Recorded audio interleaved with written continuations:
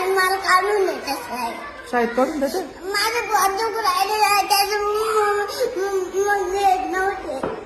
खोटं खोटं ना, खोटं खोटं ना. खोटं नाही आणि खरंच. अगं पण आता तुला भूक लागली का? भूक लागली का तुला? पोट दुखू राहिलं. हा का? पिंट्याला बोलावं ना माझ्याकडे. आणि ते गेले आता त्यांच्या वर्गात. सकाळी गेले होते कुठं? त्यांच्या वर्गात. मॅडम त्यांना बोलावलं होतं. हा ना. हा. आपण आपल्या वर्गात जाऊ बसायला. पोट दुखू राहिलं. खरं खरं का? खरंच मॅडम. अगं बाई आराध्या. मॅडम आज भाऊच्या नाही का?